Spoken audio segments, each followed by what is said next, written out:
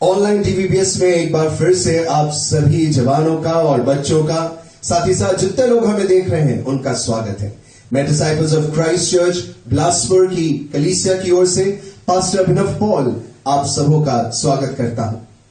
ये समय है कि हम अपनी आवाज उठाएं और परमेश्वर के लिए गीतों को गाएं, उसकी महिमा करें, लेकिन ऐसा करने में हमें उसकी सहायता की जरूरत है। इसलिए आइए आराधना में जाने के पहले हम प्रार्थना में जाएंगे और प्रार्थना में अगुवाई श्री अर्जित राज पॉल करेंगे।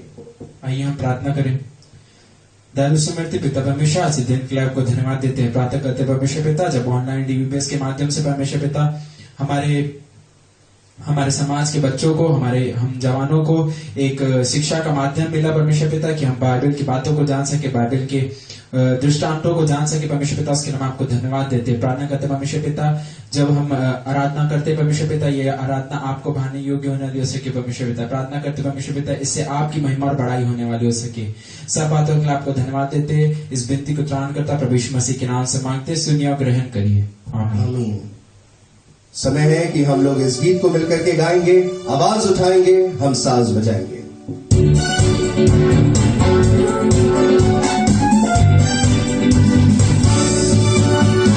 आवाज उठाएंगे, हम साज बजाएंगे, है यीशु महान बना, गीत सुनाएंगे।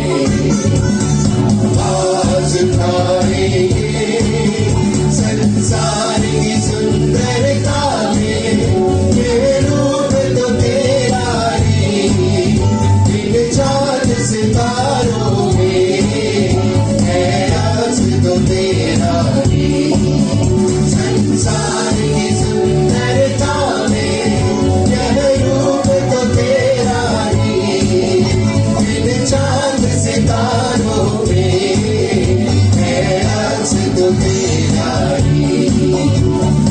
आज तेरी बातें हम सबको सुनाएंगे, है यीशु महान बना, गीत सुनाएंगे। आवाज उठाएंगे, तेरा खजाना है, एक पाक मोहब्बत का, आपा न सका कोई, सागर है तू उल्फत का। तेरा खजाना है, एक पाक मोहब्बत का, आपा न सका कोई, सागर है तू उल्फत का। तेरी मोहब्बत से अपना सजाएंगे, है यीशु महान बना, गीत सुनाएंगे। आवाज उठाएंगे।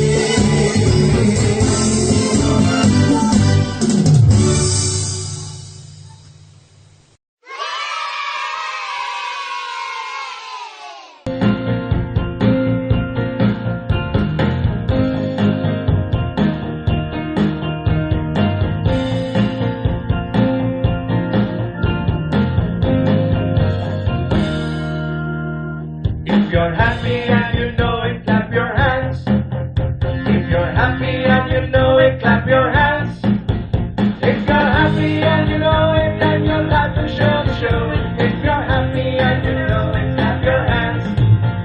If you're happy and you know it, snap your fingers. If you're happy and you know it, snap your fingers. If you're happy and you know it, then your life will surely show it. If you're happy and you know it, snap your fingers. If you're happy and you know it, slap your thighs. If you're happy and you know it, slap your thighs. If you're happy and you know it, then your life will surely show it. If you're happy and you know it, slap your thighs. If you're happy and you know it, step your feet. If you're happy and you know it, step your feet. If you're happy and you know it, then your life will surely show it. If you're happy and you know it, step your feet. If you're happy and you know it, say Amen, Amen. If you're happy and you know it, say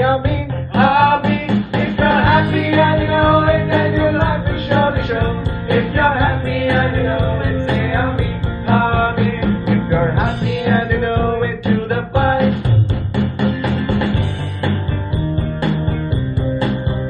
Amen. If you're happy and you know it to the fine.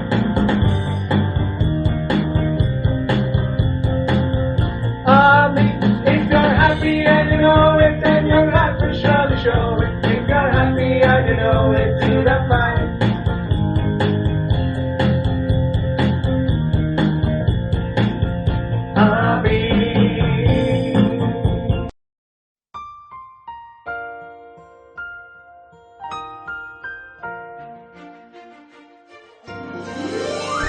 प्रभु यीशु मसीह के नाम में आप सभी को फिर से जय मसीह की।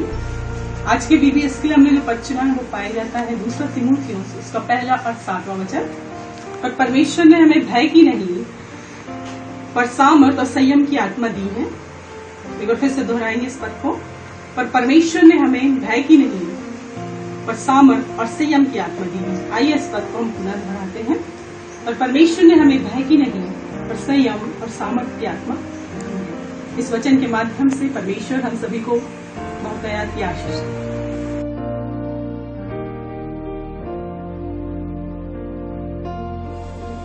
प्रभु यीशु के प्रिय और मीठे नाम में आप सबों को सलाम। मैं ज्योत्सना पॉल आपके लिए आज फिर एक सुंदर और आकर्षक कहानी दृष्टांत के रूप में जो है वो लेकर आई हूँ और वो है तोड़ों का दृष्टांत। प्रभु यीशु मसीह ने 5 तोड़े, 2 तोड़े और 1 तोड़े वाला दृष्टांत बताया था। ठीक है, तो आज हम देखेंगे कि एक मालिक जो है वो जब परदेश जाता है तो कैसे अपने सेवकों को क्या क्या देकर जाता है और लौट कर आता है, जब हिसाब लेता है तो उन सेवकों के साथ क्या करता है। उसके बाद हम शिक्षा देखेंगे। ध्यान से देखना, ठीक है, गोद में हाथ, ध्यान से देखो क्या दिखाया जा रहा है।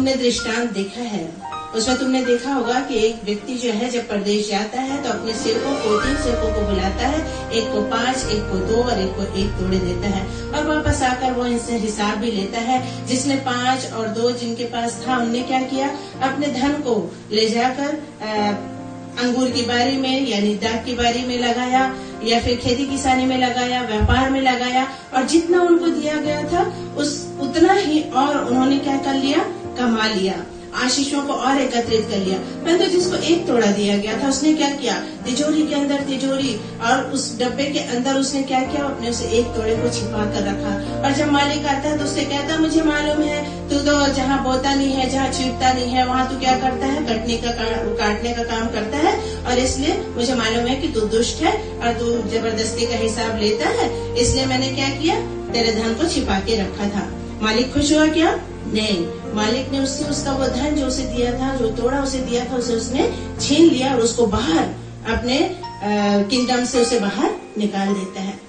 बच्चों, प्रभु यीशु मसीह मुझे और आपको यहाँ ये समझाना चाहते हैं कि प्रभु जानते हैं कि मेरे और आपके कार्य करने की क्षमता क्या है, मैं और आप क्या क्या कर सकते हैं, ठीक है। तो उसके अनुसार, उस हमारी योग्यताओं के अनुसार वो मुझे और आपको आशीषें देता है। बहुत से टैलेंट उसने दिए हैं। कई बार क्या होता है कि जब हम अपने आसपास देखते हैं, बहुत से लोगों को देखते हैं, अपने भाई बहनों को देखते हैं, तो हमें सोचते हैं कि अरे ये तो अच्छा बोल भी सकता है, अच्छा गा भी सकता है, अच्छा डांस भी कर सकता है, अच्छा खेल कूद भी कर सकता है, पढ़ाई में भी अच्छा है, और मेरे पास तो ऐसा नहीं है, मैं तो सिर्फ ड्राइंग अच्छी बना सकता हूँ। तो इसलिए क्या करते हैं, हम चुपचाप कोने में बैठ जाते हैं और हम ये सोचने लगते हैं कि हम कुछ नहीं कर सकते। नहीं, परमेश्वर ने हर एक को उसकी योग्यता के अनुसार क्या करे हैं, टैलेंट्स दिए हैं, और हम मुझे और आपको क्या करना है, उन 2 सेवकों के अनुसार जो धन्य और अच्छे दास कहलाए, उनके समान मुझे और आपको अपने टैलेंट्स को पहचानना है। सबसे पहले तो कि परमेश्वर ने मुझे क्या क्या अच्छा कार्य करने की क्षमता दी है, उन कार्यों की एक लिस्ट बनाइए और उसको जानिए कि ये परमेश्वर की ओर से आपको टैलेंट्स दिए गए हैं, और उसके बाद उन टैलेंट्स को और भी ज्यादा उपयोग में लाइए, उसका उपयोग करिए जिससे दूसरे भी उससे क्या हो सके, आशीषित हो सके, परमेश्वर का राज्य जो है वो निर्मित हो सके। प्रभु यीशु मसीह जो है आपके इस कार्य को देखकर आनंदित होते हैं, आपको और आशीषित करते हैं और धन्य और अच्छे दास कहते हैं। परंतु यदि मैं और आप अपने तोड़े को, अपने टैलेंट को छिपा के रखते हैं और उसको काम में नहीं लाते हैं, तो जो टैलेंट मुझे और आपको दिया गया है ना, प्रभु उससे भी छीन लेगा। शायद बहुत अच्छा हम गाते हैं, लेकिन यदि मैं और आप अच्छे अपने गानों का जो टैलेंट हमें दिया गया है, उसे यदि प्रभु के राज्य की बढ़ती के लिए उपयोग में नहीं ला रहे हैं, तो परमेश्वर और प्रभु यीशु मसीह वो टैलेंट को मुझसे और आपसे छीन लेगा, और जिसके पास है उसको और दे दिया जाएगा। तो मुझे और आपको सचेत रहना है कि मैं और आप अपनी योग्यताओं का, अपने टैलेंट्स का जो परमेश्वर ने मुझे दिया है, उसका कैसा उपयोग कर रहे हैं। हमें उनका अच्छा उपयोग करना है, ताकि न केवल हम आशीषित हों, परंतु हमारे द्वारा हमारे दूसरे भाई बहन, समाज के दूसरे लोग भी आशीषित हो सके। कल फिर हम मिलेंगे। God bless you.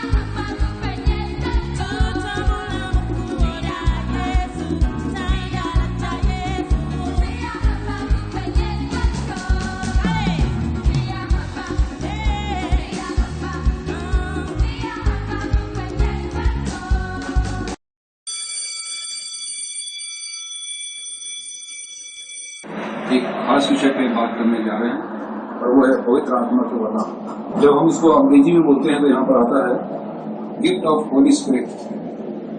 जब गिफ्ट हम कहते हैं तो उससे बहुत सी चीजें समझ में आती है कि जो गिफ्ट है वो एक इनाम के रूप में पाया जाता है। और इस बात को अधिक अच्छी तरह से समझने के लिए आइए हम निकाल लें पहला कुरिन्थी 12 अध्याय उसका 1, 2 और 3 पद। भाइयों, मैं नहीं चाहता कि तुम आत्मिक वरदानों के विषय में अनजान रहो। तुम जानते हो कि जब तुम मूर्ति पूजक थे तो गूंगी मूर्तियों के पीछे जैसे चलाए जाते थे वैसे चलते थे। इसलिए मैं तुम्हें चेतावनी देता हूँ कि कोई मनुष्य परमेश्वर की आत्मा की अगुवाई से मिलता है वो यह नहीं कहता कि यीशु श्रापित है, और न कोई बिना पवित्र आत्मा के कह सकता है कि यीशु प्रभु। तो खास बात यहाँ पर देखने में आती है वो ये है कि पौलुस जो है वो पवित्र आत्मा के बारे में कहना चाहता है कि हमको इनसे अनजान रहने की जरूरत नहीं, और पवित्र आत्मा की वरदान है उनसे भी अनजान रहने की आवश्यकता नहीं है। अगर हम इससे अनजान रहते हैं तो हम जो है जैसे पहले लोग मूर्ति पूजक थे और जैसे वो जो है गूंगी मूर्तियों के पीछे चलते थे, अगर बिना पवित्र आत्मा के हम हैं तो हम आज भी वही कार्य कर सकते हैं।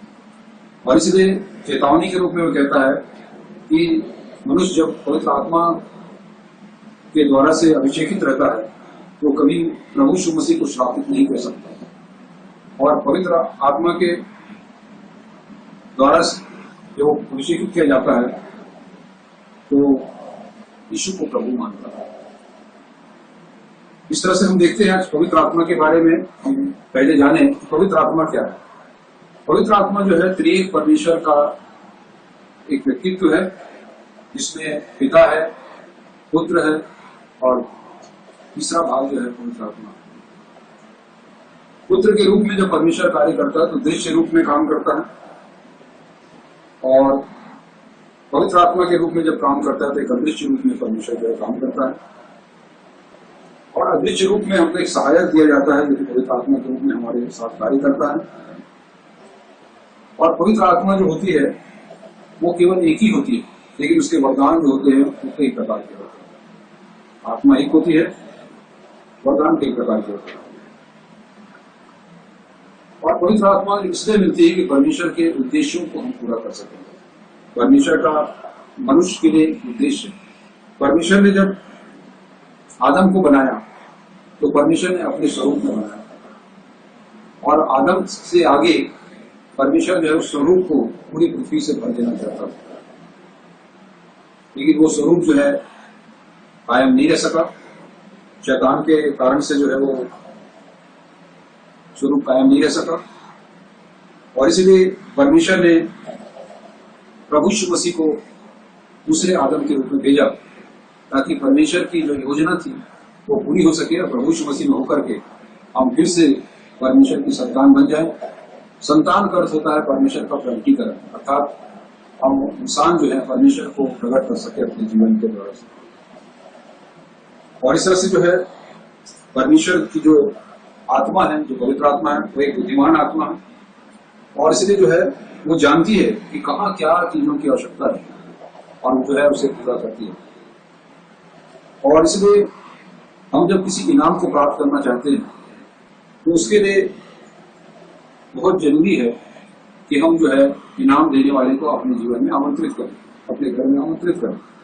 और इस तरह से देखते हैं कि जब हम पवित्र आत्मा को आमंत्रित करते हैं तो पवित्र आत्मा जो है हमें जिस प्रकार की गिफ्ट चाहिए, इनाम चाहिए, वो हमको देती है, जो कि हमारी जरूरत के हिसाब से रहती है। जैसे अगर हम किसी बच्चे को अगर इनाम देते हैं तो हम ये देख करके देते हैं कि बच्चे के किस काम आ सकता है कि नहीं। हम उसको किसी बड़े के इनाम को नहीं दे सकते। वैसे जब किसी बड़े व्यक्ति को इनाम देते हैं तो हम देखते हैं कहीं बच्चों के खिलौने तो हमसे नहीं दे रहे। इसलिए जो है आत्मा जो है जैसी आवश्यकता प्रभु के कार्य के लिए, कलीसिया के विकास के लिए जरूरी रहती है उसको देती है। और इसके द्वारा से परमेश्वर का उद्देश्य रहता है कि कलीसिया अर्थात प्रभु यीशु मसीह की देह जो है वो उन्नति पाए। और जो है अलग अलग लोगों को अलग अलग प्रकार की गिफ्ट जो है परमेश्वर दे सकता है, और कई लोगों को सारी गिफ्ट भी दे सकता है, और जब जरूरत होती है, जरूरत के अनुसार भी वो गिफ्ट को देता है। और इस तरह से जो है हम देखते हैं कि वरदानों के बारे में कहा गया, वरदानों के बारे में जो है वो अस्थायी है, लेकिन प्रेम के बारे में आगे बताया गया कि प्रेम जो है स्थायी है। और इसलिए वरदानों की धुन में तो रहें, लेकिन हमारे जीवन में प्रेम होना चाहिए। अगर प्रेम नहीं है तो वरदान हमारे लिए बेकार है। और सर्वश्रेष्ठ जो है वो है भविष्यवाणी का वरदान।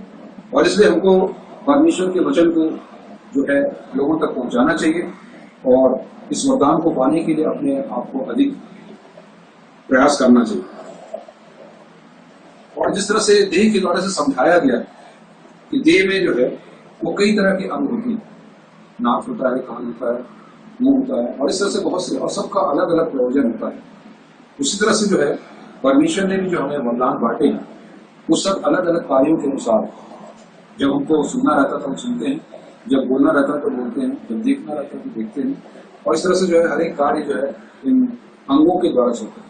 वैसे ही परमेश्वर जो है इन गिफ्ट को हमको देता है ताकि जो है परमेश्वर का कार्य, परमेश्वर की इच्छा जो है इस धरती पर पूरा। कुछ चीजों को हमें स्मरण रखने की जरूरत है, और वो क्या है, ध्यान देने योग्य कुछ बातें हैं। हमको देखना है कि अगर हमारे पास भाषा का वरदान है तो भाषा सचमुच में एक दूसरे को जोड़ती है कि नहीं, एक देह होने के लिए जोड़ती कि नहीं। हम सबसे बड़ी चीज है कि भाषा उसको कहते हैं जो कि कम्युनिकेशन का माध्यम होती है, संचार का माध्यम होती है। अगर ऐसी भाषा है जो कि हमारे को दूसरे से जोड़ती है, संचार करती है, हमारी भावनाओं को संचार करती है, तब तो वो भाषा सही। जैसे कि हम जानते हैं कि ऑर्केस्ट्रा में ढेर सारे यंत्र होते हैं और इसका उदाहरण भी दिया गया, और सारे वाद्य यंत्र जो है जब बजना शुरू होते हैं तो एक सुर में बजते हैं, उनका सुर मिलाया जाता है। और उसी तरह से जो है भाषा का जो है सुर जो होता है, अगर सुर में रहेगी तो वो जो है एक दूसरे को कम्युनिकेट कर पाएगी, एक दूसरे को संचार कर पाएगी। और इसलिए इन बातों को हमें ध्यान रखना है, कहीं ऐसा ना हो कि हमारी जो भाषा है वो बर्तन पीसने के समान है और जिससे कि किसी भी तरह का कोई स्वर ना निकलता हो, ये जो है गलत है। इस तरह से हमको देखना है कि क्या चंगाई जो है वो लोगों को प्रभु यीशु मसीह की देह से, कलीसिया से जोड़ती है या नहीं दिखाती है। कहीं केवल चमत्कार दिखाने के लिए तो ये चीजें नहीं होती हैं, और अगर ऐसी होती कि केवल चमत्कार के लिए होती है तो ये भी जो है गलत है। और इस तरह से जो है परमेश्वर नहीं चाहता कि वरदानों के द्वारा से हम जो है चमत्कार दिखाते रहें और लोगों को जो है प्रभु यीशु मसीह की देह अर्थात कलीसिया में न जोड़ पाएं। इस तरह से ध्यान देने की बात है कि अगर हमारे को ज्ञान के गिफ्ट है तो क्या हम उसके द्वारा से हम लोगों को जोड़ते हैं कि नहीं जोड़ते हैं। जो कलीसिया में जो है अंग है वो जुड़ते हैं कि नहीं जुड़ते हैं। कई बार ऐसा होता है कि ज्ञान के द्वारा से घमंड उत्पन्न हो जाता है और व्यर्थ के विवाद होने लग जाते हैं, और जोड़ने की जगह हम लोगों को जोड़ने लग जाते हैं। ऐसा भी अगर है तो फिर किसी काम का नहीं। और इस तरह से भाषाओं का अर्थ बताना, कई बार हमने देखे लोग कई तरह की भाषा बोलते हैं और एक साथ कई लोग बोलने लग जाते हैं और ये हल्ला होने लग जाता है, एक पागलपन की तरह से लगता है, और जो है उसके द्वारा से लोग संतुष्ट नहीं हो पाते, आखिर कौन क्या बोल रहा है समझ में नहीं आता। और इस तरह से जो है ये जो है वो अलग अलग होती है, सब अपने अपने तरीके से बोलने लग जाते हैं, सब अपने अपने तरीके से प्रार्थना करने लग जाते हैं, और इसलिए जो कहा जाता है समझ में नहीं आता है, और इसलिए ऐसी बातों को ऊपर आमीन कैसे किया जाए ये समझ में नहीं आता। और इसलिए जो है हमको जो है इन बातों का ध्यान रखना है। और जो है अंत के समय में बहुत से लोग जो होंगे भगवानियां में, और इसलिए एक मुख्य बात है जिसको हमको ध्यान रखना है, क्या हमारे पास परख की आत्मा आने की। अगर हमारे पास परख की आत्मा नहीं है तो हम पहचान नहीं पाते कि कौन असली है और कौन नकली है, और तब जो है हमारे को दिक्कत हो जाती है और हम जो है किसी को कुछ भी समझ लेते हैं।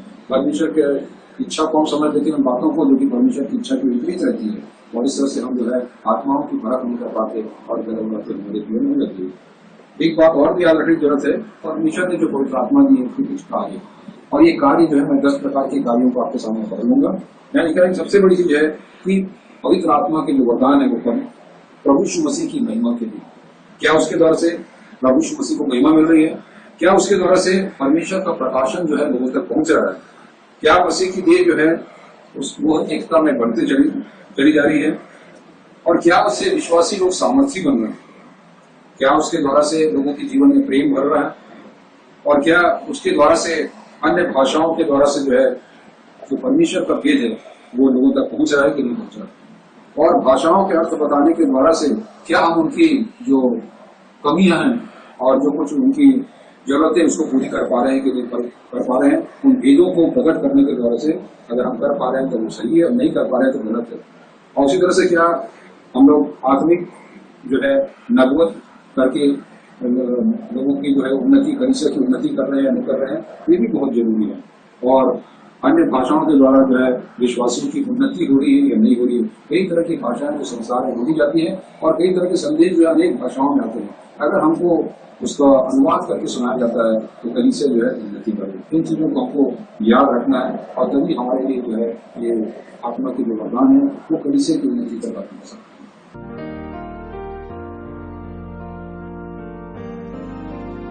आप सभी को जय मसीह की। आज हम नए नियम की पुस्तक के बारे में सीख लेंगे और उसे याद करने का प्रयास करेंगे।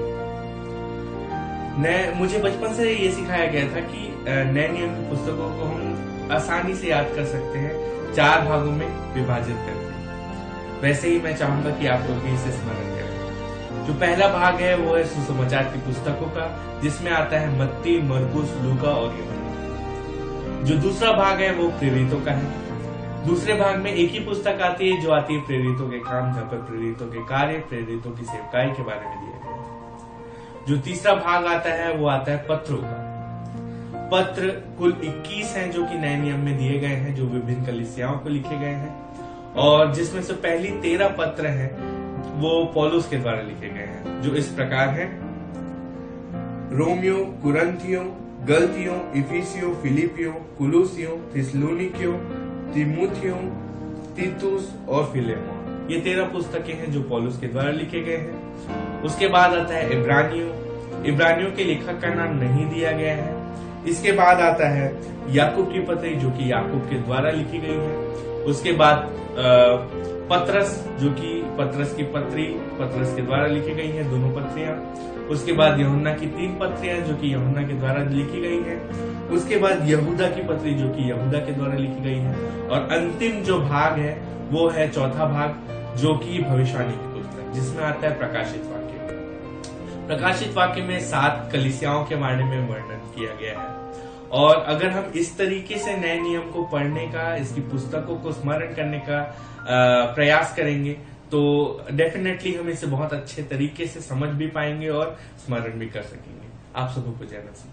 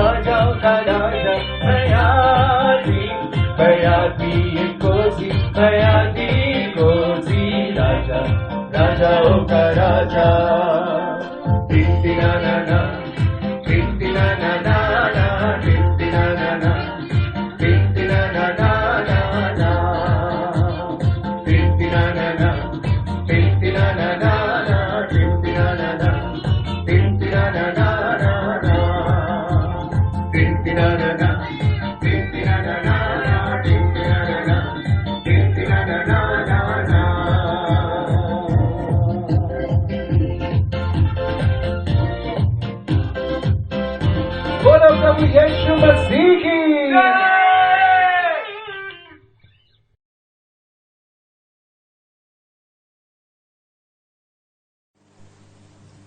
सबों को जय मसीह की। आशा करता हूं आपने आज का पूरा VBS देखा होगा। प्रिय बच्चों और जवानों, VBS को लगाने का सबसे बड़ा उद्देश्य यह है कि आप प्रभु यीशु मसीह के नजदीक आए। उस यीशु मसीह को नजदीक आने के लिए उनको जानना पड़ता है, वो क्या पसंद करते हैं, उन्होंने क्या कुछ किया और वो क्या चाहते हैं। ये सारी बातें मैं और आप सिर्फ जान सकते हैं अगर मैं और आप इस वचन को पढ़ने में अपने ध्यान को लगाएं। बाइबल कहती है, ये वचन मेरे पांव के लिए दीपक, मार्ग के लिए उजाला है। इस संसार में बहुत सा अंधकार है, बहुत सी भ्रम में लाने वाली बातें हैं, लेकिन लाइफ में जो क्लैरिटी लाती है, लाइफ में जो सर्टेनिटी लाती है, वो सिर्फ और सिर्फ वचन है। इसलिए मैं आप लोगों से आज आग्रह करना चाहता हूं, आप बाइबल को डेली पढ़ें।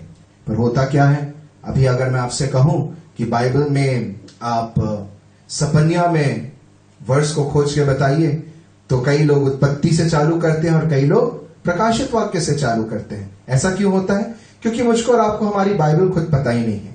तो आज एक छोटी सी एक्टिविटी के साथ में हम आप सबों को गुड बाय कहना चाहेंगे, और वो है ये एक खूबसूरत सा गीत जिसके माध्यम से हम बाइबल में टोटल जो 66 बुक्स हैं, 66 पुस्तकें हैं, उनके नाम को याद कर सकते हैं, और वो भी क्रमानुसार। तो मैं चाहता हूं कि आप जरूर से इस गीत को सीखें और इसके माध्यम से बाइबल की पुस्तकों के नाम को आप याद करें।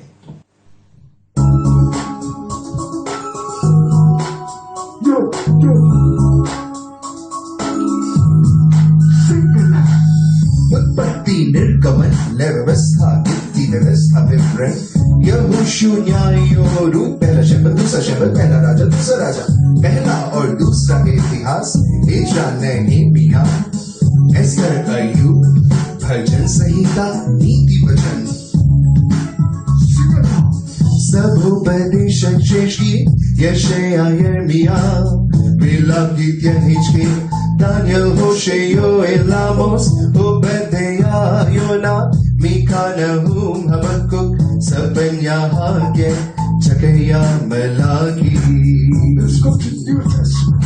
मत्ती, मरकुस, लूका, यूहन्ना, प्रेरितों के काम, रोमियो, पहला, दूसरा, कुरिन्थियों, गलातियों, इफिसियों, फिलिपियों, कुलुसियों, पहला और दूसरा, थिस्सलुनीकियों, पहला, दूसरा, तीमुथियुस, तीतुस, फिलेमोन, इब्रानियों, याकूब, पहला, दूसरा, पतरस, पहला, दूसरा, तीसरा, यूहन्ना, यहूदा, प्रकाशित वाक्य। आशा करता हूं बाइबल की इन पुस्तकों के नाम आप इस गीत के माध्यम से क्रम में याद जरूर कर लेंगे। May God bless you.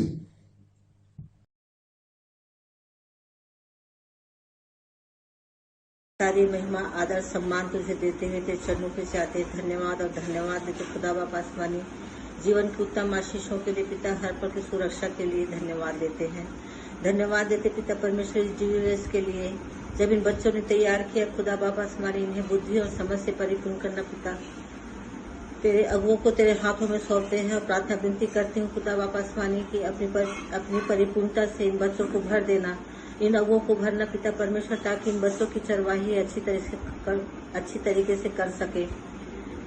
ये बच्चे तेरी अगुवाई में आगे बढ़ते जाए पिता परमेश्वर, तेरी उपस्थिति में आगे बढ़े, तेरी आज्ञाओं को जाने और उसके अनुसार अपना जीवन बिताने वाले हो सके, ताकि एक दिन इनके जीवन से, इनके कार्यों से, इनकी उपस्थिति से तेरे नाम की महिमा होने पाए। हे खुदा बापा आसमानी, आगे चल करके इनका जीवन तेरे महिमा से भरा हुआ इनका जीवन होने पाए पिता परमेश्वर। सारी महिमा, आदर, सम्मान देते हुए तेरे चरणों के इन बच्चों को, इन अगुओं को सौंपती हूँ खुदा बापा आसमानी, और तेरे प्यारे बेटे प्रभु यीशु मसीह के नाम से इस छोटी सी प्रार्थना को तेरे चरणों में समर्पित करती हूँ। सुन और ग्रहण कर ले, आमीन।